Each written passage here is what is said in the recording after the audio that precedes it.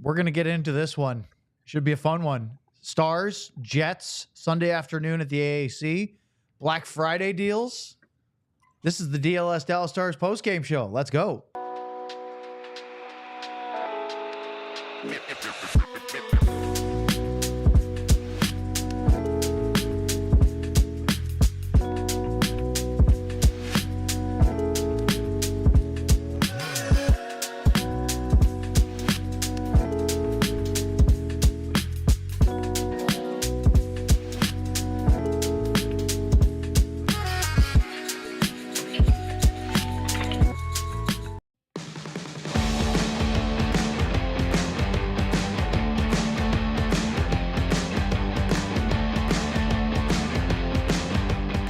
Well, the season series is level at 1 after the Stars beat the Jets this afternoon, now into this evening at American Airlines Center. A 3-1 victory to level it at a game apiece. Each team has won their first home game against the other in a very tense afternoon affair. I'm Owen Newkirk. We've got Craig Ludwig to my right. Sean Shapiro is thousands of miles away, but he's in our living room.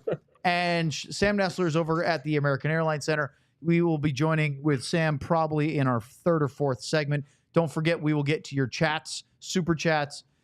We had quite a few Winnipeg Jets fans join our last broadcast when the Jets really took it to the Stars.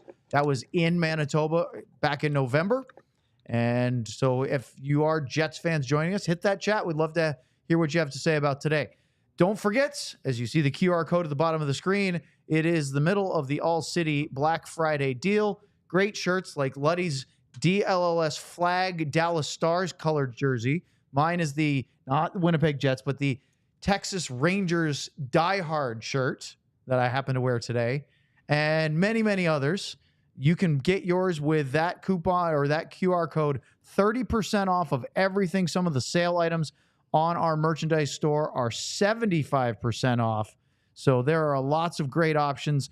Get that QR code. If you are in the YouTube channel right this minute, click on the description. You'll see a direct link to the store so you can get that right away.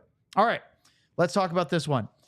Sean, Luds, winning is always better, and the Stars did that, and now they have back-to-back victories over division opponents. So on the heels of a couple of frustrating losses, they had a lead after 2 periods against Carolina and imploded in the third period of that game in Raleigh.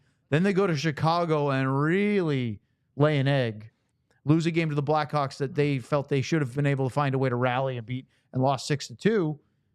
That's a pretty nice response. Yeah, and to me, what was the nicest was the start. The start of the hockey game for Dallas, to me, the foot was on the gas, and I liked the line that they start. I was just going to say, I wrote it down.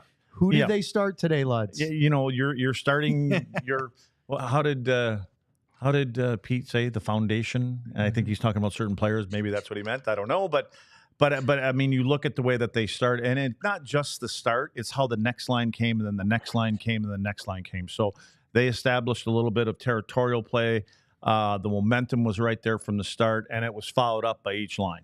Sean, it was amazing. The Winnipeg Jets scored first in this one, and it was technically the first scoring chance. I did not consider it a high danger. It was a really nice deflection by Adam Lowry as they scored 3:16. It was their first shot on goal of the game because it was one-way traffic. Sam Steele had a good chance. Rope Hintz, Oscar Beck had a nice tip play, but then it goes the other direction, and Hayden Fleury throws a puck toward the net. Lowry with the tip, it goes in. What did you think of that? Because it looked like Oettinger got caught between the tip and his near post. It was the left post as you face the net. How he took that play, and is there anything you would have liked him to see do differently? Yeah, it's one of those where it's not necessarily a quote-unquote bad goal, but it is one where we've talked about on this show before, and I've talked about quite a bit, where goalies, especially of Oettinger's size, should be playing deeper in their net now. And as part of, you talk about a depth thing. You watch Hellebuyck is one of the best in the world for that reason. We watched it firsthand. The Stars, in my view, probably should have had more goals tonight. That's how good Connor Hellebuyck was. But Oettinger in that space, because he's way out at the top of his crease, when the tip comes, he has a little bit less time to read it, and he doesn't have the ease to get back to the right post the way if he's playing a little bit deeper. So it's one of those technical things where an old Anton Hudobin, a Casey DeSmith probably has to play where Oettinger is playing there with the size. But with Ottinger's size, and he's fighting through screens and he's looking through traffic, he needs to be playing a little bit deeper, give himself a little bit of extra time to be able to read things, and that's what it will allow him to be one of the best goalies in the world if he does that. And he does that at times, but there are times he just drifts out there too much. And that to me would be the tweak in Ottinger's game. That's the biggest tweak in Ottinger's game for me. There's too many times where he has to trust his size, trust his instincts and play reading, and not be out there, because if he's there and he's back at the right post, it becomes an easy save. It felt like the Stars didn't let that early goal get them down. No. It was they came right. In fact, the very next chance was a Jason Robertson shot on a 2-on-1 that he had Hellebuyck beat, and Sam was sitting next to me because it just missed the left post, or excuse me, the right post by about an inch. And Sam said it looks like Hellebuyck was listening to hear that one go in. Oh, did he miss? He missed the net, right? He missed it wide right. So how did he have Hellebuyck beat? Because it beat him glove side. But he missed the net. That's true. Well, then he didn't have him beat. Am I right, Sean, or not? That's what a goalie would say. No, but I agree with Luds. He missed the net. So I don't understand. Like that's not even a shot on goal. But he didn't have him beat. It looked like he wasn't going to make that save. The only thing I gave you was the outside of the net. Right. I want to go back to the first goal. Fair enough. Miro has to have that stick of Lowry. Has to have tied up. It doesn't get to Jake if he ties up the stick. Okay, so I just wanted to get that out there. But like, go more into that. What do you mean? Like, you talking about Miro, he's got to come up under it again. More? We've seen this a couple times from Miro, a few times now. He doesn't get a player. He doesn't tie it up. Lowry has the ability just to stick his stick out there and try to.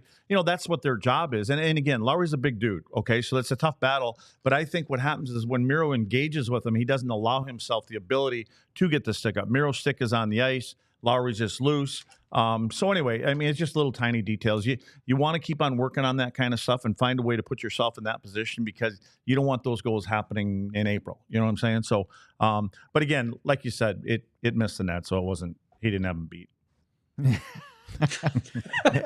Lenny doesn't stand up for the goalies that much, so you should take note of that. I thought from watching a couple of replays and, of course, the shot live, that it was one where Hellebuyck didn't know that was going wide, and it was under the glove. It was over the pad. It was that perfect spot, and I thought he had him. He just didn't hit the net, which obviously means he didn't have him. Yeah, well, he went wide, so. Yeah, but barely. Anyway, thin margins. A pile of chances for the Stars, though, and as they continue to go, they were the ones that were dictating in the first period, and it would eventually tie it on a goal by Wyatt Johnston. It's his fourth of the year. It was from Harley and Robertson at 17:06. This play actually starts, Sean, with Harley playing the puck in the defensive corner to the right of Jake Oettinger, and finishes with Harley setting the table. We always make these soccer comments of that was a great team goal. It was almost, I mean, it wasn't everybody because Lyubushkin didn't touch the puck, but almost everybody else had something to do with this one. Yeah, total hockey, if you want to go use that there term, you right? go, Like Dutch football word. Yeah, there we go. Yeah, and I thought Harley was really good tonight. That's just across the board. I mean, the points obviously added, but I thought he was really good moving the puck. I thought the way he played tonight was a really good example of why, when you look at it, might have been a bad decision for the Stars in that bridge deal if he keeps going this way. But I thought Harley was really good. I liked on that goal in particular. There's times Luds, for you, how many players, when they get that puck in Jason Roberts' position, all of a sudden panic and just try to start carrying it forward? Because to me, that's another key part of this, right? Where Jason Robertson, we can talk about what he's not doing on the power play. I'm sure we will. But at 5-on-5 in that spot, I think there's a lot of players who get that puck there, and their immediate instinct is to quickly rush forward and move the play. By not moving forward, he let the guys attack with speed. And I think that's give credit where it's due to Jason Robertson on that one too, on the hold-up play there. Yeah, there's no question. When Robo has time and space, he's got the poise. I mean, it's the poise. But I think he's a cerebral player, and I think that he kind of assesses everything, what's around him even before he gets the puck, which is the key to all the guys that play this game, is they can see these things and how much time they will or won't have. I mean, he knew that Harley was coming even before that puck got to him, and he knew that he had time because he stretches it out. So, and I had said to Owen here, I said, during the course of the game, I'm noticing that when players, especially Rupe and and Wyatt come into the offensive zone, I don't see him coming with them. You know what I mean? Like it's like they're a little too fast for him right now. So if he's going to get the puck, it's going to have to be as a trailer guy. And when you play against a team like Winnipeg, who brings guys back, into the defensive zone, it's hard to hit him. But when he has that kind of space and time, he always makes nice plays. And I thought on the power play, at least, when you wanted pucks going to the net, I mean, he did that tonight. Well, and that play you're talking about, I don't know if you guys noticed this on one of the replays they showed from the end on it was the sort of slight angle from the left wing corner defensively of the whole ice. It started because one of the Winnipeg defensemen actually lost his balance, collided and came underneath Robertson. They both fell down. He was completely out of the play. Robo gets up. He's gone on a breakaway. If Hintz could have hit it to him sooner, it's a Robo on a breakaway with Hellebuyck.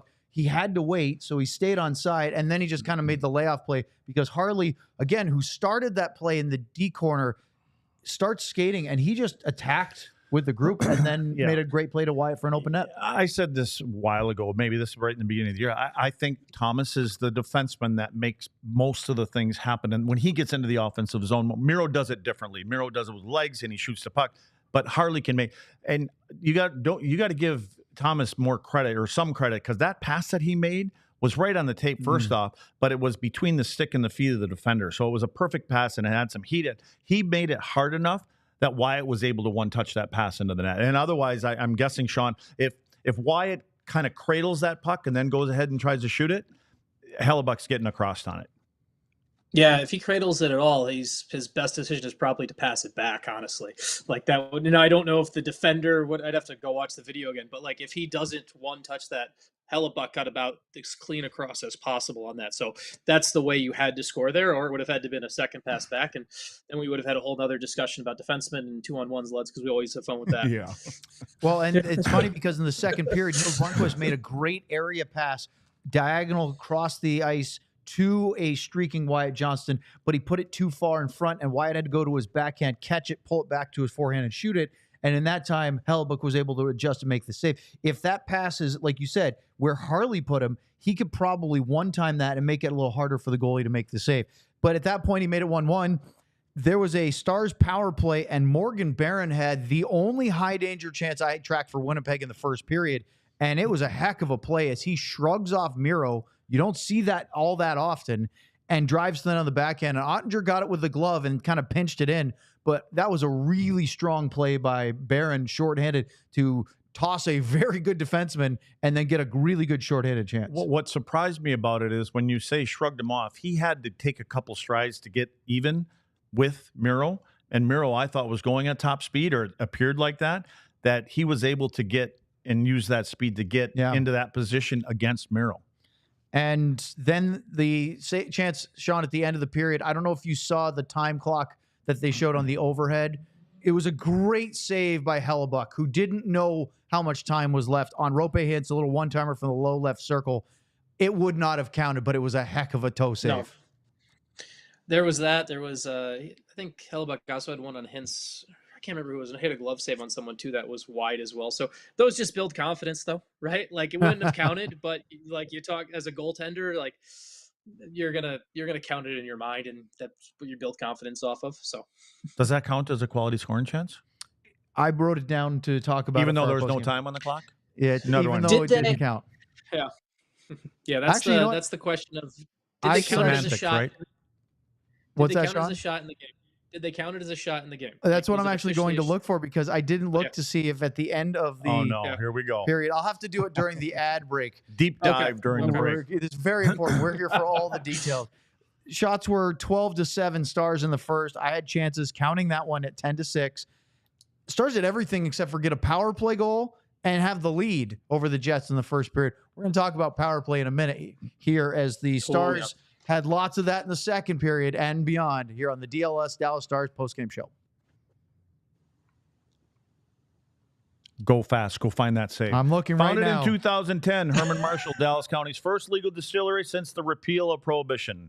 Located in historic downtown Wiley, Texas is proud to partner with the Guns N' Hoses Foundation of North Texas on a single barrel expression of its signature straight bourbon whiskey.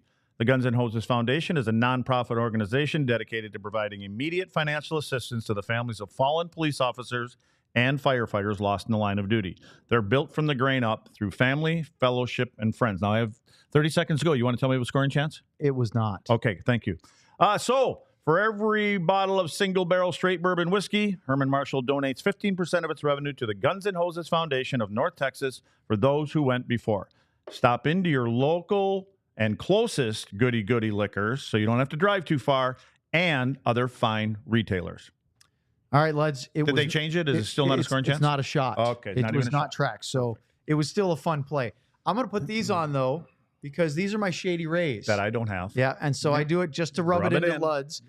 Get ready for the season ahead with quality shades built to last. Our friends at Shady Rays have you covered with premium polarized shades that won't break the bank. You can also, with your shades, buy this was $12, a hard case to be able to protect said aviators or any other style that you like, so you can take them on the go and they don't get mushed because they're in your pocket or so. Well, they have great styles. They have incredible worry-free returns within 30 days. There's no risk to you to shop. Their team always has your back with personal fast service. Plus, if they ever go missing or take an unexpected hit, they have the most insane protection of all eyewear. Every pair is backed by lost or broken replacements. And so for a fraction of the original cost, you can get another pair. Exclusively to our listeners, Shady Rays is giving out their best deal of the season. Head to shadyrays.com. Use the code DLLS for 35% off polarized sunglasses. Try for yourself the shades rated 5 stars by over 300,000 people. All right. Well, let's get focused again. I don't want to just play around and tease Luds the whole time. This one does count. On the power play that carried over into the second period, Roope Hintz had a partial breakaway, just, again, blowing past the D with his speed. I thought he really, the last few games, has really started to look like himself. And Sam and I were having this conversation in the press box. It was a good save by Hellebuyck, but early in the season, Roope didn't look fast. What that means is for him, because when he's at his normal speed, he looks faster than everybody else. When he's just sort of at this everybody else's speed, that looks slow for him. And he looks like he's found his gears again. Who's giving him the passes? I believe it would be Wyatt. Mm-hmm. Yeah, more than once. Makes a difference. Wyatt Johnson has figured out his speed, when to give it to him, how to give it to him. And, you know, again, the other guy that he played with last year was able to lay those into certain spots. Wyatt's got more of a direct pass mentality. Sean, I want to talk about power play because that was the big moment of the second period. Winnipeg had more shots. They had some more scoring chances, but no high danger ones. Again, they were not forcing Jake Oettinger to make any ridiculous saves or, big ones in that second period. Credit to the Stars defensively and puck management, but there was also a lot of special teams work. And Dallas was, by the end of the period, 0 for 5 with 8 minutes of power play time, including an extended nearly 90-second 5-on-3. So, Sean, we'll start with you. I know Luds wants to say some things about it as well. How'd you feel about the Stars on their power play tonight? Well, I want to give Luds has been the one that's brought up, hey, maybe shake it up and give some of those fourth line guys a chance or something like that just to get some effort and grit into it. So I was definitely thinking about that, watching that one. The thing for me watching it is just from a usage standpoint tonight, like you saw, we just talked about Hintz and Robertson at 5-on-5 and everything like that, but they're playing 5 minutes, 5.5 minutes or whatever it is, and we're seeing Tyler Seguin play 2 minutes or whatever. Like, to me, this was a night where I would have liked to see Unit 2 get a little bit more cracks at it, because I still don't see them outworking the other team on the power play. I know there was some more chances, and I think Hellebuyck was good, but I still don't see them with the extra man. I don't see them going and outworking the other team. And so either give Unit 2 some more time, or let's do what Luds suggested. Luds was the first one that suggested, I believe, is to let's let Colin Blackwell go out there and show guys actually how to put a little bit of hard work in there. Maybe that'll shake things up a bit. So, Sean, who was that goaltender for Buffalo that we beat back in '99? What was that guy's name? Dominic Hasek. Yeah. So Dominic Hasek was probably the best goalie, and some may argue is the best goalie that ever played on the planet. And what the game plan for that was at the time is make him uncomfortable.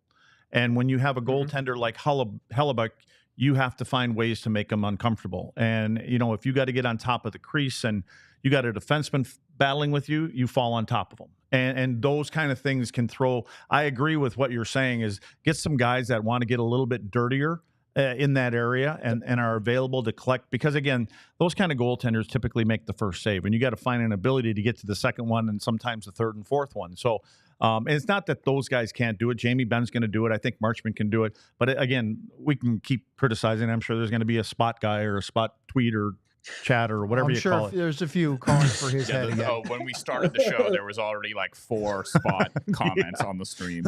Yeah. So, you know, again, I just think that when you have the most important player on the other team is a goaltender, just like if it was Scheifele, you would have guys trying to make it an uncomfortable night for him, you know, as a forward. So I think, you know, there are certain things that you can do even in today's game to kind of make it a little bit difficult for those goaltenders. Well, I had Robertson for 4 quality chances, no high dangers. And I think that's the big thing. Robertson had 5 shots. One of them got tipped by Jamie Benn, so that technically counts as Ben's chance. But at least they were shooting. But Luddy, you said this to me, and Sean, I want you to hear this, and everybody else too. You were actually saying that in spite of the desire to get the Stars to shoot first and attack retrievals on 5-on-4, you actually wanted them to be more patient 5-on-3. Yeah, 5-on-3. I think when you have, I mean, again, when you have 2 extra guys, there's plays that you can make there. Now, again, they're taking directive from whoever gave them that information, and I agree with it. But again, even for Robo on the 5-on-4, somebody has to be at that net. You know, if this is the mentality that we're going to have, it's almost like when you want to play in the overload or the diamond, whatever you want to call it, instead of having somebody down on the goal line and only one guy in front of the net, you just play that triangle at the top and put 2 guys at the front of the net. If we're going to have a shooting power play, let's have bodies there, keep them in his net, make it more difficult. But when you get to the 5-on-3, there's a lot more there. And the only thing that you try not to do is try to go through that triangle. Because those typically, if you're going to play a 5-on-3, you keep that tight and you make sure your goaltender doesn't have to go east-west. So, but there are other lanes available, and I thought they were. I even wrote it down. You can pass now, guys. You know, I mean, you can make a play now, guys. I was talking to myself again. That's the only one that listens. So, anyway, Sean, your thoughts? No, I agree with you. It was the 5-on-3 part. I watched. Worked out well today. Earlier in the day, I watched Vancouver play Detroit earlier in the day, so I watched both games back to back and watched Vancouver score on the 5-on-3. And it was basically kind of what you talked about, Luds, where it was you still keep the hard work there and everything like that, but you wait a little bit more. You find the time for something to open, and then as you let the defense kind of collapse on itself a little bit more, because that tends to naturally happen the longer a 5-on-3 goes, that's when more things open up and you can go around that triangle. So I agree with you completely on that, where you want to see him shooting more, but you also it's especially with a goalie of that caliber, you want to make sure that you're making him more uncomfortable with his own guys collapsing in front of him. Sean, do you ever think, like, when 5-on-3s and power plays like that, when teams are going east and west and making the goaltender, especially early in a game, does it affect them as the game moves along? Like, can you wear a goaltender out on your power play with your puck movement and having to recover and find extra chances and fight through people? 100%. Yeah, it's already a physically demanding position, and if you can push, that's one of the things about a fun way to watch a game and everything like that is if you're ever sitting behind the net and you just watch a goalie on the penalty kill and watch, it's essentially 2 straight minutes of full activation of those muscles. It's full activate, and yes, it happens on 5-on-5 as well. But the nature of the read and the integration and outside integration of the post play throughout as you're going on, there's a lot more wear and tear on the body during a penalty kill for a goalie, and that's something from a Stars perspective. Every minute, the 8 minutes they spent on the power play there, that's time where they should be making Connor Hellebuyck more tired, wearing him down more. And it's 100% a factor as the games go along, and especially as the season goes along too, as goalies take more wear and tear too. So you go through 40 minutes of play. Stars were 0 for 5 on the power play. 8 minutes. They didn't have any in the third. That was the talking point after 2, because it really felt like a game they should have the lead in, with the exception of Hellebuyck made a couple of big saves, stopping Hintz on that breakaway, stopped Johnston at the end of the period with an open shot from the left circle. But They didn't capitalize on that 5-on-3, let alone any of their power play time through 40 minutes of play. But they're still in it. You go to the third, and again, Winnipeg had more chances than Dallas did in the final 20 minutes. But I did not have a ton of. In fact, I only had him down for one high danger, and that was the Scheifele 6-on-5 where he missed the net in the final minute plus of the game. So the big ones were, again, coming from the Stars. Lindell had that chance where all of a sudden the seas parted and he's on his backhand right in between the hash marks. Good save. I think that may have even surprised Essa a little bit to be that open in the slot with the puck on his stick. Well, I was getting a little, as that play, the clock was ticking a little bit, and I'm like, okay, Essa, get back now. He was kind of hanging down in there, which is okay. I mean, but I'm thinking from his mindset, that guy that is more conscious about the other thing. So nothing bad happened out of it. Well, how about Jake Oettinger getting an assist on the go-ahead and game-winning goal tonight? I'd have to go back and look because I don't remember if he made a play on it or if it just hit him, but Harley finds Marchment. And Sean, this goal is really something because Marchment knew what he was doing, but never actually looked at where he was going to shoot. He just made a play. Yeah, well, let's going all the way back. That is a nice little handoff by Oettinger to Marchment. It is actually the goalie behind that. It's not the Kari Lehtinen special was the pad save that led to a breakaway going the other way. And in Kari's credit, somehow he had more assists than any Stars goalie in team history, so it worked for Kari. But so let's give Jake credit a little bit more of a realer assist. But yeah, I mean, Mason Marchment went superstar mode on it, and it's a shame we can't show the video. Maybe we could have you could draw stick figures and elaborate it or something, or animation or something like that. But it was just a really pretty goal, man.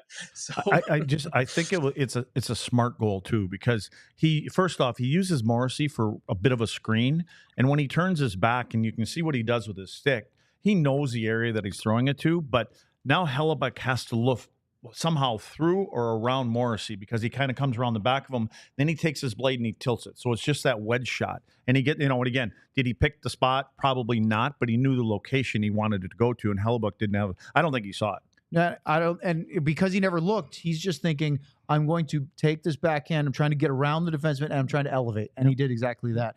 Great goal for Marchment. It was his 10th of the year. It came with just under 8 minutes to go in regulation, made it 2-1. That broke the deadlock. Then Rope Hintz had a breakaway, and he didn't even have to skate into this. He coasted in and sailed it. Looked like he had something there on the backhand, but he just couldn't get on net. Yeah, speed on display again. And then that 6-on-5 chance. To me, Sean, that was Winnipeg's best chance of the third period. Scheifele, low left circle. There was room. He just pushes it a little bit wide left. Yeah, it's one where you kind of wonder. Scheifele's been so good despite playing through something. Scheifele's been very similar to Seguin this year. They're both dealing with some ailment in the background and everything like that. Scheifele's not taking faceoffs right now because of it. So you just kind of wonder in that moment, is there a fully healthy Mark Scheifele getting that puck on net? I just kind of one of those what ifs. But yeah, great chance. Oettinger did a good job reading it. I know he didn't make the save, but also it's not give Oettinger some credit for the read. It's not like he missed the net, but as we said earlier, as we're telling you, he missed the net, so it's not a scoring chance. That's right. No, it's he didn't. No, it's a scoring chance, but he didn't beat Hellebuyck. That's the key. Correct. Well, they do get an empty netter to tap it all away. Literal tap in from Hintz. It's funny because of all the chances that Hintz had to score, that's the one that finally went in with 7.5 seconds to go. I had Rope Hintz down for 6 quality scoring chances tonight. That's a lot. He was moving. I think that reflected the way he played. Yeah. What was cool about that is Rupe was letting that puck go as long as he possibly could because he knew it wouldn't. He didn't want to take a goal away from. I don't even know who put it off the wall. Yep. Yeah. So he kind of waited, and finally went, "Oh, damn! I got to put this in myself because it wasn't going to hit the net." Well, it would have been a goal for Lindell. Oh, and with all of your tracking, your quality scoring chances, is there a high watermark that you've ever had for one player in a game? Like a 6, like you say 6. Is that 6 is like, yeah. Yeah, it's not crazy. It's good. Connor McDavid is typically in the 5+ every time I seem to do a game with him. There's been a couple that have been upwards of 8, 9, 10, but that's usually on the very high end. I'd have to flip back through and look at them, whether it's this year or all the years before. But 6 is not outrageous, but it just does mean you've had a pretty decent I mean, more than that. You've had a very good game as far as being impactful. Now, 6 doesn't mean you've scored 2 or 3 times, but it does mean you're getting. I mean, Logan Stankoven has had a few of those this year where he was just all over the place. Doesn't mean you're piling up the points, but you are definitely involved and you're feeling your game. And you know what helps is when the opponent's coming into town and saying, we got to watch that Duchesne line. And we're going to take our top line and, probably it's the captain's line on the other side. And we got to shut those guys down. And so you free up, like Rope and Wyatt and Robo, you start freeing them up. That's what happens is the chances are there. I thought that tonight, actually, the Hintz line was the better line. Nothing against the Duchesne line. They were good. They got the goal for Marchment. But over the course of 60 minutes, this was a night where, and it hasn't, you were talking about it, it hasn't been many this year. Sean, I actually thought that Hintz, Robertson, Johnston were more noticeable than Duchesne, Sagan, and Marchment over 3 periods of hockey. I agree. Yeah, that's fair. I agree. But how many times do you think that's happened this year out of 23 games? Yeah, 2 or 3 times at most. Right. Like I'd have to go back and track through, but 2 or 3 times at most. And that is how the Stars become or are a good team, is because you think it's going to be the Duchesne line, and then it's the Hintz line, or hey, Jamie Benn's line has it, or the fourth line. Their ability to be so hard to match up really makes a difference. We are going to get a super chat, regular chat section going next, unless we hear from Sam, and we can do that after the Stars beat the Jets 3-1 here on the DLLS Dallas Stars postgame show. Are you guys in the studio with the Empire Today floors right now? We're in the other one today, not in the lounge. Okay, well, so you guys have seen it firsthand and how wonderful those Empire Today floors are and everything like that. But let me tell you, with Empire Today, you get shop at home convenience, the right product for your needs, quick and professional installation, and a low price guarantee. Empire Today is the best place to get new flooring, so of course they have copycats, but Empire can't be beaten on quality, service, speed. So competitors advertise low quality products that Empire simply won't carry. Empire won't. It's like the Stars. It's like the Utah Hockey Club claiming they carry the same level roster as the Stars. Empire won't promise the lowest prices because anyone who does that is putting flooring in your home that they wouldn't put in their own. Schedule a free in-home estimate today. All listeners can receive a $350 off discount when they use the promo code DLLS. Restrictions apply. See EmpireToday.com/DLLS for details. All right, let's talk about game time. Everybody that is a sports fan or a concert goer or a theater buff or a stand-up comedy enthusiast, I'm all of those things. I enjoy all of that stuff. You need to use Game Time to get the best seats at the easiest convenience. Why? Well, they have a feature called Game Time Picks that makes getting tickets for your favorite live events even easier. It filters out the fluff so you only see incredible deals on great seats. So you don't have to waste time searching through thousands of tickets and horrible non-deals. You can look at these curated deals, plus have all-in pricing. So toggling that feature shows it all up front. It doesn't mean, I got a $20 ticket and there's $30 in fees. No. You know exactly what you're paying right up front. Take the guesswork out of buying tickets with Game Time. Download the Game Time app, create an account, use the code DLLS for $20 off your first purchase. Terms apply. Again, create an account, redeem the code DLLS for $20 off. Download Game Time today. Hey, Luds, what time is it? Game time. I would like to point out to whether it was Sean or Sam that didn't have the enthusiasm. That's how you do it. I was ready. He was ready and he was excited. He's just waiting. I didn't for the have call. the enthusiasm. I didn't have the enthusiasm the other night. I was hoping that was going to be the way Sam would arrive on the show. Like I was hoping like there would be no cue at all that Sam's in the show, and then he yelled out Game Time to jump into the show. Now I remember that was about the time you suggested that Sean go get another espresso or two because he was getting sleepy. He was seep the other night. I wasn't. It was a late one. It was a late one. All right, we're going to go to the chat function now of our YouTube stream. So if you would like to chime in here on the DLLS Dallas Stars postgame show, go to the chat. You can also use super chats to get to the front of the line, just like at one of those Disney theme parks, World, Land, Tokyo, Disney. I've been to that one, believe it or not. Fast Pass. Yes, Yep. That's it. The right term. Get to the front of the line. Bing bang. T Farmer. A little Heiskanen and the Stanley Cup year. Otter was better than Hellebuyck in this one. Bad penalty by Jamie at the time, but we got one anyway. What do you think about Oettinger versus Hellebuyck, Sean? I think they were. I wouldn't agree that Oettinger was better than Hellebuyck. I thought Hellebuyck was really good. I thought he was the reason this game was 2-1. And we talked about earlier where there's something more I'd like to see from Oettinger. Like Oettinger could have had a shutout in this game, and he could have had a shutout and an assist in this game. So I disagree. I don't think either goalie was overly better than the other. Jake did his job. Yeah. That's it. The best way to put that. I agree. What Hellebuyck did is he allowed them to hang around. Same thing Otter does in games when the team's not ready. Yeah. That's what they get paid for. But yeah, I would say that they're comparable tonight. How about that? We always talk about the Stars having kind of a sleepy start, especially in afternoon games. Yeah. That was not the case today, and we should point that out. I thought they started on time. They were the better team. Yes, look, let's at least acknowledge that Winnipeg is the end of a 11-day, 6-game road trip.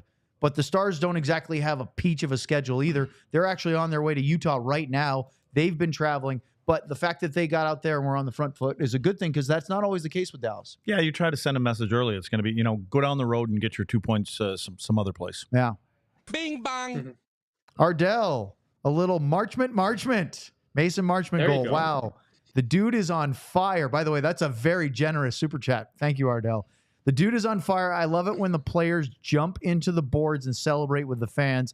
Marchment is a man of the people and easily your man of the match. Let's see.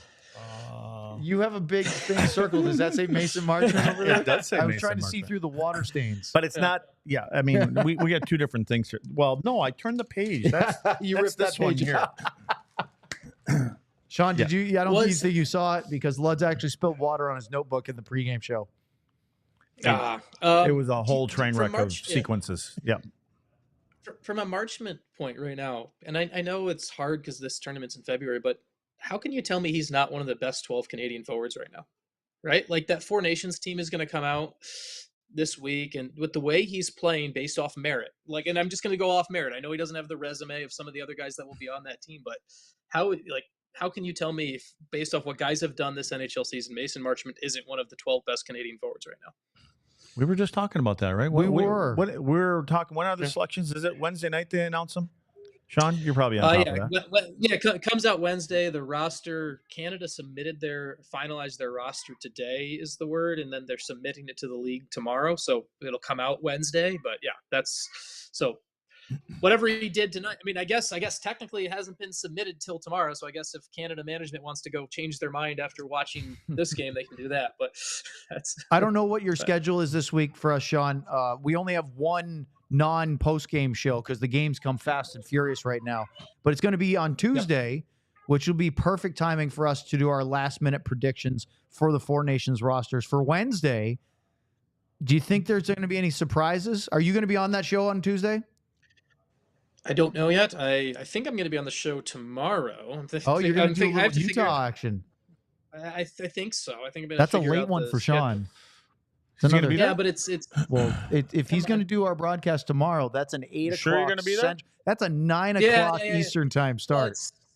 I will have the return of what they call childcare, which means school for my children. So I won't be running around with kids all day during like I was the other night. The interesting thing I heard the other day from a Team Canada perspective was there was a whole big kind of questioning of whether Joey Daccord was going to be eligible to play for Canada or not. And it sounds like, I think it was Elliot Friedman who reported it, was like at last, the last thing he heard was since Daccord didn't have a Canadian passport, they weren't able to get him on to Team Canada. So I think that's... Now, I heard something Friday, so you might be, Sean, early. You might have more recent knowledge than me. The last I had heard was he was potentially eligible to play for the U.S., where he was born, Canada, where his father's from, or Switzerland, because that's where his mom is from, I believe. Well, because of a passport that he doesn't have. If he had a passport, that's what it comes down to. Yeah. So right now he doesn't have a Canadian passport. Sean, let me ask a question. Just when you brought up Marchment playing, for in this tournament, do you think there's any thought when it comes to the selection group that these are players that are the sum of their parts, so to speak? Like, can he be that same kind of player with whoever we could put him on a line with. Same would go for Duchesne going to Canada. Yeah, and I think for Marchment too, one of the big things for him, my case for him playing is you're going to need guys to play on that fourth line, right? You're going to need guys who can bring a little bit of something on that fourth line, and that to me is what Marchment brings.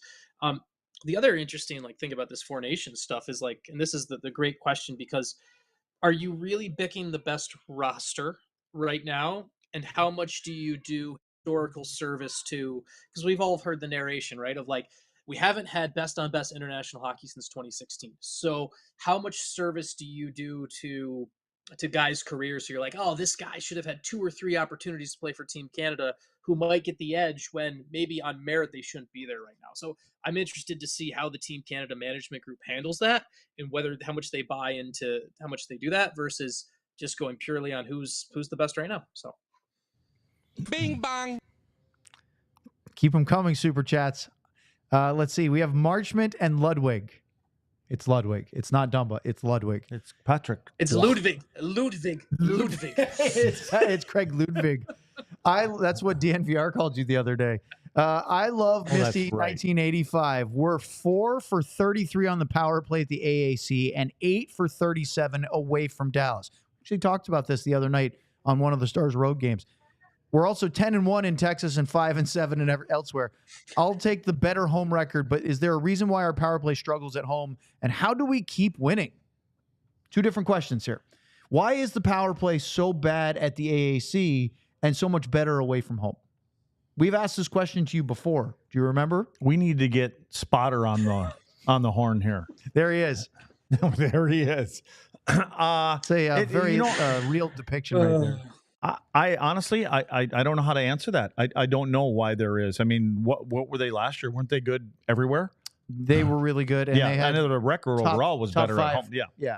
Yeah, I don't know what it comes down to. Home ice advantage. I really don't know how you fix road versus home when it comes to a man advantage. Sean, you? My one theory, and it's not scientific at all, is I think sometimes when you're on the road, the power play can have a bit of a calming advantageous effect for players, where at home, right, you typically get the last change, you get all of these advantages built in by being the home team. And when you go on the road, it's the first time really as the power play you get to pick your face-off dot. You get to pick where you get the last change. And I think maybe it can be a little bit of a stabilizing thing on the road of hey, here's a break from having things stacked against us. But that's just a theory. There's no scientific to that. It's something that comes to mind when you ask about it. I will say from a penalty killing standpoint, it's we know it's 4 against 5, but it's really 4 against 18,005. And it's nice to be able to not hear the roar and to hear the calmness and the quiet when a power play doesn't score on the road for penalty killers. By the way, Bing bang. Oh, we have more of those. I was looking at the chat. There are a bunch of people asking if we were going to get Sleepy Sean because of the late start tomorrow night. So I will be more awake. There it is. Go downstairs. Sean will be sleeping for there it. It is. Sleepy Sean there tomorrow. It is. Yes, all of it. These are not super chats. These are not super chats, John. Why are they getting Bing through? bang. All right, here's the next one. See, Sean, if you were in the studio, I have the elixir that will keep you wide awake. You'll be dancing around this little podcast room. We got a little Heiskanen and then the Cup Year 99 from Andrew Hall. Owen, thanks for making it to the Pony game yesterday. Looking forward to the SMU podcast you promised. So if this is who I think it is, I got the chance to talk to Andrew in the stadium at Gerald J. Ford Stadium. Wait, I think, Sean, did you just throw up in your mouth just now? It was fun. No, I sneezed. I sneezed. Trying to sneeze off the camera. I thought he was going, oh no, we're going to listen to an Owen story now. So this is an Owen story.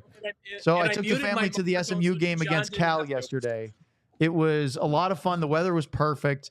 And Andrew, I think it was at halftime, I was coming back from the concession stand in the restroom, said he recognized me, which is nice, and said, when are you guys going to do an SMU podcast? And I said, you can't, I specifically said, don't take my word for it, but I've been told from the higher ups that is something that's in the works, but I don't know exactly when. And he said, if you guys can do a TCU podcast, you can do an SMU, especially with their Does football that mean team. we do it on campus?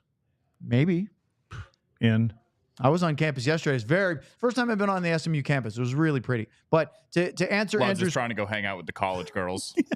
Yeah, right. That's how I took that. I'll tell you what, the tailgating on the boulevard yesterday was, I was there at the very end right before the game started, but there was a lot going on. There was a lot of beverages and a lot of tents. So looked like people were having a good time.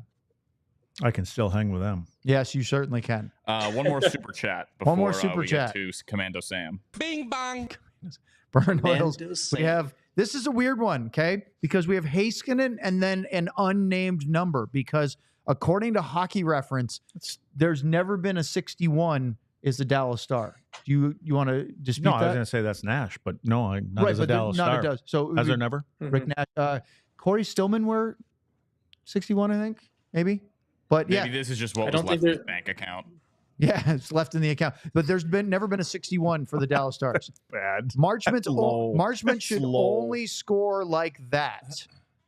Just behind. What do you think about the Marchment goal? The fact that he has such a size advantage over Morrissey when how he made that play. Did he play into that? No, that's what I said. I think that, no, I don't think he felt he was going to be able to beat Hellebuyck on his forehand from right there, because Hellebuyck, I'm guessing, probably, he had a better view of the puck. You know what I mean? Of the shooter. The puck's over on that side. Morrissey's on the other side. I just thought it was a smart play to be able to pivot like that and then, get that stick slanted and hope it's going up there, because you can tell when Hellebuyck came across, he didn't know where it was. He stuck his glove out to just kind of hope it hit his glove. That's what I think. But I'm sure we're going to get a better answer from Sean. No. Oh, No, I guess don't not. have it. No, Never mind, Sean. Go I don't ahead, have that Sean. We're answer. going down to burnt oil. Yeah. No, burned oils. Keep going. Burned Oil said the first number is easy, but the second one has to do with Ludwig. I wonder if he himself can figure it out. Okay, so is this how many beers I had in one night? It's your birth year, is it not? No. Oh, yeah, it is. That's why it's No, it's not. Oh yeah. Yes, yes, Well, it for a is. second, I couldn't remember. I thought it was 51 sometimes. So yeah, that's what apparently that super chat, the 61 was for your birth year. See, they love you. I think, John, I think the comment from I Love Misty is actually the real reason, because Lud's is secretly a West Side Story fan. I think that's actually Well, it's probably the Catch-22 novel part of it. Probably No, Lud's favorite book that no. he's ever read. I don't saw know if they West made an Side audiobook Story. version of that. I think. It is the Jets versus the yeah, but Sharks. not the Oh, but wait. not the Stars. Jets versus Do you know the Sharks. song, Luds? Close enough. I remember that. I don't know Catch 22. Not be your birth year. Gotta love it. Hey, by the way, what's that? Okay, then we've got to move on, as we will talk to, as John called him, Commando Sam, next here on the DLS Dallas Stars postgame show. Samando. Samando, mix it together. But first, we have to talk about Black Friday. The sale is still going on. You can get this shirt, that shirt, or any of the other ones, plus all the other merchandise that we sell by using the QR code at the screen. Everything is 30% off. Some of the sale items are up to 75% off. You can get all the great DLS Stars. Those shirts right there on the screen are the Dallas Stars themed ones. There's also the ones for the Cowboys, the Mavs, the general or generic DLS ones, which is like the black and white flag shirt, the Skyline shirt. I think Sean has one of the Skylines. They're sharp. Yeah. And then they have some other stuff like coffee mugs. There's some college theme ones for those of you that are Texas college football fans, pint glasses, flags. There's the Skyline image right there. That's a really cool one on a t-shirt. I like that one. I actually have to buy one of those because they should give me one, but they already gave me a couple. So I don't know. I think if they buy a shirt, they should get in free to our party that we're having. Well, this is the way to rep your diehard. This is the Rangers colors of being a diehard. Remember, if you sign up to be a diehard, you get a promo code for one free shirt from DLS each year that you sign up for the program. And of course, if you want to get more than just that, Black Friday sale is going on right now, I believe through tomorrow. So that's the old Black Friday plus Cyber Monday. So take advantage of it while you still can. All right. Time for Samando. There he is. He's back. There he is. He's checking his teeth. He's alive. He's alive. Game time. There he is. That was more energetic. Yeah. So Yeah, Sean is now at there the we bottom go. of the energy department as game time chat. So, Sam, what's going on over at the AAC? Oh, and real quick on the energy part, I'm the Jason Robertson of the show. I only really show up when I do something it's important. Otherwise, I just kind of sift through and just wait for life to come to me. I would have gone with the done. rim shot over the air horn, but the effect worked either way. There we go. Hey, Tomahawk City. that's the best one. Luddy's buddy on the golf course. All right, so Sam, what's the talk after that one? That was an important win for the Stars as they win back-to-back division games after losing in Carolina, losing in Chicago. They've now beaten the Avs and the Jets in consecutive. Yeah, so on a serious note first, the Pete DeBoer did actually say, I asked specifically about that because it's not just that they found a way to respond after a tough game in Chicago. They found a way to beat two of the best teams in the NHL that are both playing pretty well right now. Obviously, Winnipeg came down to earth a little bit lately, but it is just really impressive to see the leadership, the maturity, whatever other words you want to use for this group to respond. Pete actually called that Chicago game the low point of their season. So for them to come back after that and win these two huge games is super impressive. But on a less serious side, almost all the conversation after was about that Marchment goal, and understandably so. It was absolutely ridiculous. But the funniest part was nobody really planned to do what they actually did on the play. So Oettinger joked about how he just kind of flubbed the puck behind the net and finally got it over to Harley. Harley joked that he completely whiffed on his lob and was super lucky to get it out of the zone, and it just happened to land on Marchment's stick. He said he didn't even see Marchment. He just kind of tried to throw it, and it luckily got through. And then Marchment said he just kind of threw a backhand. So one of the coolest plays on this team's season was almost all non-intentional, which I think is hilarious. So they were telling some jokes about that, and Harley just has the funniest dry humor, I think, on the whole team. So a lot of excitement around that play. Oettinger joking about getting in the handshake line, and I just think I heard Sean say something about Mason Marchment on Team Canada, and that's what I keep thinking is, like, as much as these teams are stacked, are there players that are hotter than Matt Duchene, Mason Marchment right now? And that it's hard to think there are. We are going to do, Sammy, you and I were talking, and before you jumped on, we're going to do a more detailed look at the teams as our, show on Tuesday allows us to predict those rosters. I'm thinking right now that Jason Robertson doesn't make Team USA, but I did think that he looked a little bit better as far as shooting the puck. Unfortunately, as we were talking about in our power play discussions, that 5-on-3 was a situation where they probably should have been a little bit more composed and not just look to shoot right away. But I do like seeing Robertson shoot and get his pucks through, because there was a time, many times earlier this year, where he's shooting and he's not even getting that to the net. Yeah, Sean wrote a great article about it. I have no clue when, but he wrote I think it was a film room on Robertson and how it wasn't that he wasn't shooting. It was just that he wasn't getting them through. And that's what he's been so good at. Especially power play, and just when he makes that little curl on the top of the circle or cutting across the middle, he's just been so good in the past at getting that either on net or beating a goaltender. And tonight looked a lot more like that. He had, I don't know how many chances and shots he had, but it felt like every time he was on the ice, he was creating. And he looked like he had that extra bit of energy as well. And there was a couple of plays where he was winning battles while he was on his back, plays where he's doing that extra bit of energy to get a poke on a puck that might have otherwise gotten put in deep. He just looked like he had a little more going tonight. And I think that is huge for him to get those shots through, because the more he shoots the puck, you can see the more confident he gets. And all of a sudden he's opening up for one-timers and he's demanding that puck, which is something we haven't seen through the season. So I think this is a really big game for him, but I think you're absolutely right.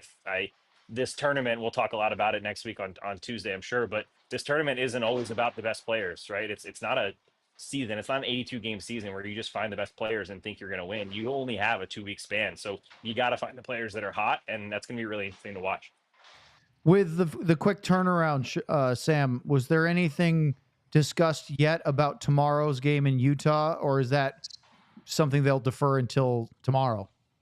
Yeah, it'll probably be tomorrow. I know they won't skate, obviously. They're flying out right now, so they won't skate. They'll probably do something with Pete before. But I think the interesting thing to watch will be who goes on the trip, and two, who they play, because we talked about Tyler Seguin. The expectation was for him to not play any back-to-back. So I don't see that being any different, especially with they've played a ton of hockey lately, and they're going to play a ton of hockey next week or tomorrow, next week starting. So why force it if this is the issue? So if Seguin sits, they either need to have Logan Stankoven ready or they need to have someone called up. And I think, honestly, I think they should just call someone up anyway, just to have guys. You never know what's going to happen on this trip. They have the room. So I think that that'll be the answer. We could just see them not and just say Brendan Smith is our emergency if Stankoven's not ready. I don't know the answer, but if I was the coaching staff, I would definitely be bringing an extra guy in. And there are plenty of guys that are scoring some goals for Texas right now that could help this team out. Sean, did you recognize that drop that John just played? Yeah, I did. I did. Are we calling for our two Huru right now? Is that I what think we're that's doing? what John was suggesting. Oh, did you have another one? That's the angry R2. He actually scored a big shootout goal the other night, I think in Coachella Valley, if I saw correctly. Yeah, this was the audio of it.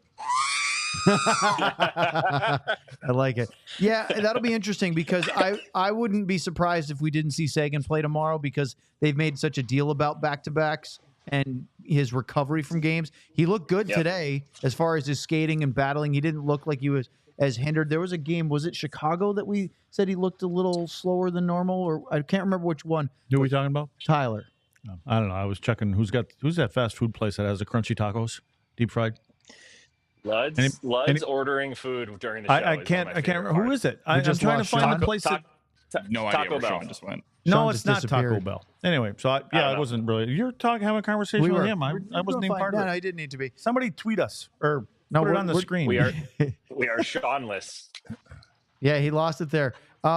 He'll be back. There he is. I heard the crunchy taco question, and then everything just dropped. You So laughed was so there a- hard. He's reaching for some more no-dos. Do you know the answer, Sean? Do you know the answer? of the It's Christ. one of them crunchy fast taco? food places. You just start rattling off fast food joints now. Jack in the Oh, Box. hey, Got it. Jack in the There you go. Box.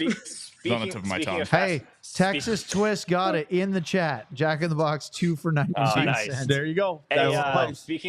speaking of fast food, and I know I told you this, and you said to bring it up on the show. I thought it was hilarious. I went on obviously my back. first trip this past week, and I was talking to Mike Heike, and I was like, Mike's going to be the perfect guy because not only has he been to every city, but he goes with the team a lot of places. So he's probably been to the really nice restaurants. And so I go up to Mike, both cities, and I go up to Mike, hey Mike, where'd you go for dinner last night? And he goes, I didn't go. And I was like, what do you mean? You didn't eat dinner? No, I did. I just, McDonald's, fast food right across from the hotel.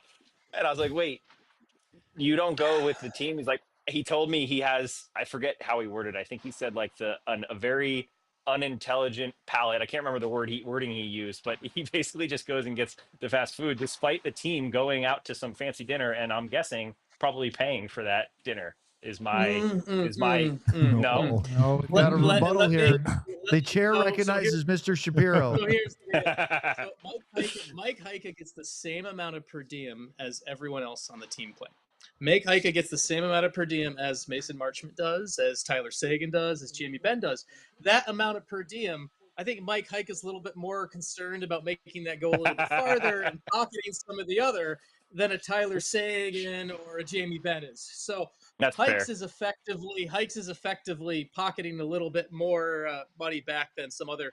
If I think whatever the per diem is, I think it's like close to $70 or $80 a day right now for the No, NHL it's over players on the road. that. So, Way over that. yeah, but it's It's no, 100 sorry, I think because it was like 94 Yeah. back like 15 years ago. Luds knows. No, no, I think it. No, I'm sorry. I think it comes down to like 70 per meal. If you did like in theory, if you went Way lunch more I and make dinner on. doing this show. Yeah. Put it this way: when I was in So- the UHL back in the early 2000s, our per diem was $25 for 3 meals. So trying Hey, that's to get through breakfast, lunch, and dinner with 25 That's bucks. the hike. That's the hike special right there. Back Yeah. in the day, that's not bad. 'Cause that's a dozen beers. There you go. Yeah, but when That's the team goes to like the Olive Garden That's- for their pregame meal, there Oh. goes your whole per diem. So That's one. That's one pork chop and a dozen beers for Luds, and he's set for the day. one pork chop. That's all I need. Speaking of which, tank Sam- is full. Sam. We have a if question. Sam can get.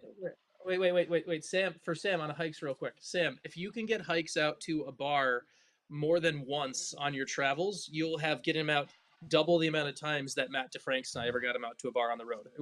We had 2 days off. We had 2 days off between game 1 and 2 in Nashville, and it also took Bogorod helping me to get him to. We actually got hikes to leave, and he came out to dinner to the restaurant. He was wearing like his big oversized Traverse City sweatshirt, but he was there, so he showed up. So if you can get him out once, you'll have doubled our efforts here. I'm just gonna stalk the McDonald's across from the team hotel, and I'm sure I'll find him. For those of you watching on our fast channels, we thank you for joining us. We will be signing off there. For those of you on YouTube or listening to our audio stream later, we have a couple of notes to finish up tonight before we sign off. So we will continue on those platforms. Okay, now we do have to get to the Herman Marshall, but before we do, one of our chat, Texas Twist, who got the Jack in the Box right, said, "What did Luds eat pregame? Ha ha ha." No, I had I know the answer. steak. I had steak and I had some green beans, and then I went with all my children. And Ardell said, and a 24-ounce glass of whole milk. I did. Almost a whole gallon. I drink a lot of milk. Apparently, Hey, Pancho, I drink a lot of milk. Like I go through a gallon of milk every day and a half. Yeah. Ardell I said, just buy a Wait, cow. a day and a half? Blood Every day and a strikes- half. Day and a half. I buy 2 gallons at a time. Do you get it delivered by horse? How I'm about just- this one? Ardell says, Lud strikes me as a guy who's offended by 2% reduced fat or, God forbid, Oh yeah, skim no, milk. it's whole milk. Yeah. Oh yeah, You like Yeah, 4%, don't you? no, it's whole milk with a bag of chips. Yep. Try Luds for just one drinks day, heavy, Luds. Luds drinks heavy cream. Wait. Just drink fat-free milk for one day, and then try to go back to whole milk, and you will not be able to swallow the stuff. Well, I grew up on a farm. How am I? Why? All you'll taste is the fat, and it's disgusting. Skim milk is water. Just I don't drink water either. I don't think I've drinking 2 gallons of milk in my whole life. Yeah, it's pretty impressive, Luds. Well, healthy. Your body's a your temple. You got to bones. treat it like that. All right. You know that, Sam. Wait, You're healthy as a horse. Craig Ludwig just said that your body is a temple, and you should treat it as such. How many beers have you had today? There was only 3 up in the fridge. So only that's all that was left. He had 3 beers and you 400 can't bags judge of Skittles. Luddy by the standard dietary metrics because he's not affected by alcohol and the beer Wait, calories that most people are. You have So a is it a one? you have like is it a one-to-one super ratio? immunity. Is it 1-to-1 ratio though per milk per beer? Like if you drink milk, a one. gallon and a half of milk every day, is it also a gallon and a half? Like is it equal itself out? Is what this a the new math segment is? we're starting here now, or Let's what? debate. I thought you were gonna say food to alcohol, but the fact that you said milk to alcohol, Poison in, amazing. poison out. It's counter. You just got to. It's a counterbalance kind of thing. That's Lud's hydrates with light beer. The way that we drink water. Yes. Similar light, that's right? water. Less calories. That's There's right. water at the bottom of the can, right? There's water in The there faster somewhere. you get there, the quicker you hydrate. There's nothing at the bottom of the can. All right. We need to do a couple of things before we can sign off and tease Luddy about milk and beer more often. We have to do our Herman Marshall marquee moment of the game. I'm going with I'm going with Mason Marchment. There is more. Here's the Herman Marshall marquee moment of the game. Pick your favorite bottle at your closest goody liquor store. Now, Well, then I please, changed my mind. What do you want to do? I'm going with Thomas Harley. No, now. you're not. You Yes, told no, no. I'm going with Thomas Harley. He'll be my man of the match. Okay. I'm going with Thomas Harley because How? of because he jumps How is up in that the play. not goal? Not the game-winning goal. How is that not your marquee moment in the match? Because I think that everything that they did in the first period and couldn't get anything going, that pass that he made to Wyatt Johnson and finally they got something, that's my moment of the game. Okay. But the moment of the game. I can use the other guy for So the moment was the pass on the 2-on-1. Yeah, I Okay. thought it was a great pass. It was great getting up on the play. So, Yeah. hey, this is my moment. It is. No, it's Herman Marshall's moment. Well, we're one. we are symbiotic, or you guys I'm not sure share what that blood means. alcohol But content. Every once in a while, he just knows a word. I do. And I I'm just, like, I just hope it's the right word. I have no idea what they are. I mean, symbiotic would imply that Herman Marshall is getting something from you as well. You're connected. he's drinking it. Yeah, they're getting. We're talking about it, aren't they? Well, that would be us then. Well, us. The For company. every bottle of single barrel straight bourbon whiskey, Herman Marshall donates 15% of its revenue to the Guns N' Hoses Foundation of North Texas. For those who went before, stop into your closest goody-goody liquor store to find your favorite bottle. All right, Luds, since you had the floor, Oh, you already know. Forget it. Go to who's them your two man guys. of the match? Mush. He keeps doing it. So just move on. We already know it. You're just trying to rub it in. Sam? Jake Oettinger.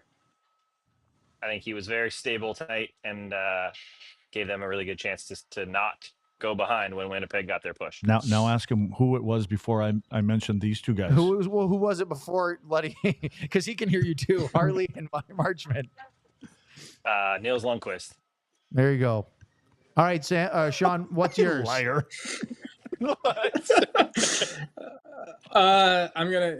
We haven't given Thomas Harley man of the match yet, right? Like in all of that shuffling to make sure we covered all bases. Did we give him That's one of those actually yet? correct. No. Harley has not Nope. been I given will a man of the match. I will give Harley a man of the match then, since we've shuffled everything. So. Oh, and can I give my man of the match to Sean Shapiro, who I think won Twitter tonight with this one? That was awesome. That was Who awesome. let Jerry design the AAC? And then like 9 And it's people Harley. tweeted the same thing 2 minutes later, but Sean had it first, as Sean, far as hey, I know. as we So know in funny. today's modern era of journalism, it's got to be first, not right. You ain't first, you're last. It was a Sunday in Yeah. it was a Sunday in Dallas with I got my pants unbuttoned, boys. It's a Oh. Sunday night in Dallas. I'll tell That's inappropriate, Sean or Sam. Seeing as your commando good. as No, well. no. in case No, you no, gotta it's stop not the mix up on the inappropriate. names there. That's like Boy, they are you. Yeah. loving. Look at how Are there look at how children little whiskey screen versus area milk. I have. Yeah, I I'm gotta gonna be keep adding. perfect I'm gonna here. keep adding stuff to overlays to that. I side think of the he's screen. over there just typing stuff. It's just- this isn't it's coming John from just- anybody else. no. It's him. Just puts a new graphic up. We have a new suggestion for a segment called Cooking with Luds. Yes. We also Excellent. we want to see a video So, of John producing I- a Luds in the kitchen I have and the outtakes have a that would milk- come from you trying to cook. I have a milk related question for Luds on this. Okay. Go ahead, Sean. When I was in college, there was the bunch of people in the dorm played this idiotic game where they would try to drink a gallon of milk in an hour, and basically the whole No, concept that's was not to healthy. No, that's bad. That's bad. Okay. Did he What just is throw up on the- himself again? Probably. I don't know. No, that he did. He ran away. I don't know what is the least amount of time you've consumed a gallon of milk? Like, What's the did I what? give you How a gallon? fast you've ever consumed a gallon? Consumed. A Well, gallon I of don't milk. sit Yeah. there and chug it. Same. No, but You're saying you drink a lot and you go through a lot. He wants to know You what. chug if it. you've can ever- somebody check on Sam? He's been under the weather recently. Like, let's make sure he's You- not. You know that you're home chugging milk, Luds. All my children, and you're chugging a gallon at a time. Okay, I'll tweet out 2 empty gallon of milk, empty containers tonight with half in the other one. I think All you know right. what? I'm gonna get this made with a gallon of milk on this side and a bottle of whiskey on this side. I love Herman it. Marshall. Let's see how that sells. Let's see how that If we sells. put- Where's if- Ben? Ben, do we if have we- permission? if we- Where's Ben? If we had Luds drink, if we brought in 2 gallons of milk, and it was Luds with the 1 gallon and Sam and Owen with the other gallon, who would finish it first? I Between wouldn't help that at race. all. Oh, I wouldn't help at Oh, all. come on, Sam. No, just give me a I peanut hate butter milk. sandwich. I I'll hate kill milk. it. We're talking with milk. Yeah, Owen would have to carry the team there. As long as it's skim milk, I could do it. Here's Luds when he opens a new gallon of milk. Get ready, boys. Get ready, boys. All right. So I have a question for you guys to wrap this up with some semblance of seriousness. You have potentially 3 quote unquote healthy players, depending on the status of Logan Stankoven, that you could inject into some energy for the second night of a back-to-back, knowing that they've played a lot of very intense hockey. Tampa, Carolina, Chicago, Colorado, then Winnipeg. Now they play Utah. Never been to Salt Lake City, the team. This will be the first time playing the Utah Hockey Club since they've relocated. Do any of those 3 get in your lineup tomorrow? And those are Stankoven, Smith, and Dumba. Start with Sean. If Stankoven's healthy, I think yes, because I'm assuming Tyler Seguin will come out with the nature of being a back-to-back. Same answer. I don't think that you change anything else. I definitely don't think they changed the D. I think this D's been great. I know it's a back-to-back, but I don't think you mess with that after how well they've been playing. Luds? I think Stank to Tank could come in if he's healthy, and I think they bring Dumba in for Petro. And the only reason I'm saying this, it's not Petro, but I don't think you want to lose Dumba up here. Yeah. You know, I think Brendan Smith knows where he is. And I think you got to keep Nils. You even made a comment tonight. Nils is coming along, and there's confidence there, and I don't think you need to rattle that cage. And I think, again, if there's anybody that can play back-to-back right now, it's Nils Lundqvist. And, you know, I'm beginning. Hey, did Dumba, when he got scratched before, was it 3 or games that he got scratched before he came back in? Wasn't one? I remember making no, it was about that. 2 or 3. We made a big. It was 2 or 3. I just can't remember which one. So whatever. I'll look it up. Before, I just can't remember if it was injured first or not, but I'll have it for you in about 30 seconds. Whatever those scratches were, I know it was a big deal when it became 2, and I want to say it became 3. It was 2. So okay, he missed 4 games due to injury in October, but then he was scratched for the Pittsburgh game in Pittsburgh and then the Boston game at home, and then he returned to play at Minnesota. Remember how important it was for him to play against his old team. Okay, so maybe I agree with you, Luds, then, because maybe 2 is what they want to draw the line at for any of these guys, so they don't sit too long. Well, and now you end up with your righty, you know, all that. Well, he was -3 against the Blackhawks on the 27th, and Smith was -4. Yes. Yeah. And so that was a tough day. I don't think that means that he should come in before Smith because he wasn't -4 That's along right. with him. You know, I think the big thing was that you're probably not going to see Seguin tomorrow. It would surprise me. Maybe not shock me, but surprise me if he played both. He looked good. I thought that line was decent, but is that rushing Stankoven back in, or is he good to go? Like if you know what I mean, like are you? It's a good question because if you are rushing him back, then you have you two can choices. always go 7-Eleven. You can You can dress Brendan Smith. Because remember, Smith can actually play. Now that I think about it, you're gonna get tacos at 7-Eleven. Don't do 7-Eleven. I got a 7-Eleven coffee Thanksgiving morning. It was like I didn't even drink it. No, I'm going to Jack. I'm going to go talk to Jack tonight. I would think that if you have any questions about Stankoven being ready to play, you could either call a guy up or play Brendan Smith as a extra forward or 7-Eleven if you had to. Knowing Stankoven that I think he'd play regardless. I think it's just more, I don't know if it's precautionary, if they can give him another 2 days or 3 days before the next game. You know, how about this? Remember last year where you don't listen to anything I say. You're always over there twiddling with that thing over there, looking at your neck. Twiddling with that thing over there. Here's the thing. Last year, the Stars were so tight against the cap, they couldn't call up anybody. Right. Yeah. They have $1.2 million in cap space. They can call a guy up, even with the guys they have with Petrovic called up. So they don't need to force Stankoven if he's not ready. If he is, great. But wouldn't you think they'd have thought ahead on that one already and bring somebody extra along? Maybe they did without officially calling him up until tomorrow, right, John? Yeah. Yeah, I mean, cap-wise, you can make sure to get the paper transaction done at, I think you just got to get it done by, if you get it done at 5, but you get it done, there's a certain time it has to be done before they can play in the game. But basically, you save a day of cap space if you don't make the call up official till after 5 p.m. tomorrow. So we could probably sneaks.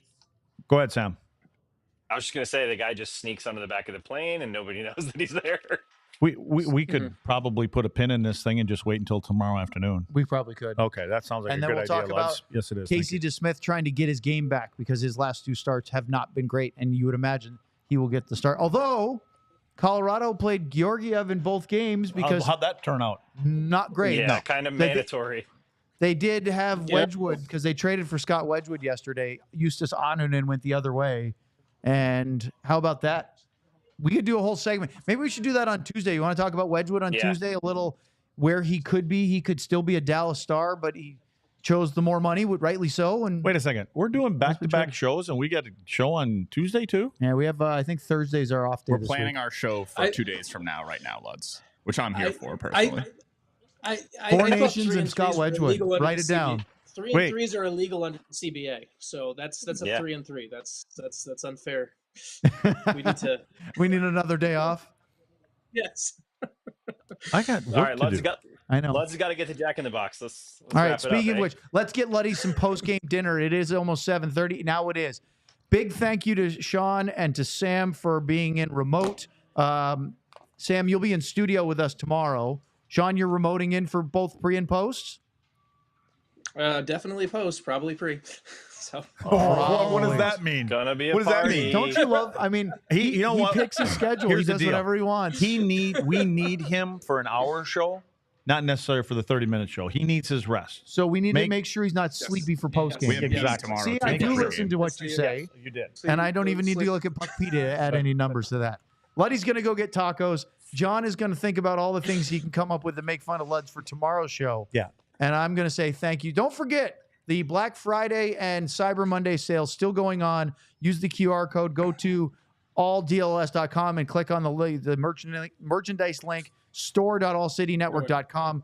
Get your best deals, 30% off everything, up to 75% off of sale items.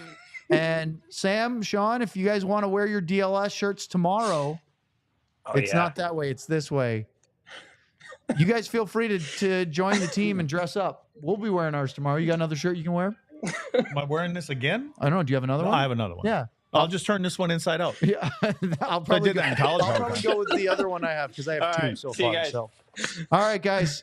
Great show. Thanks for They're joining gone. us. So long, everyone. We all silly like the mayor. Tomahawks.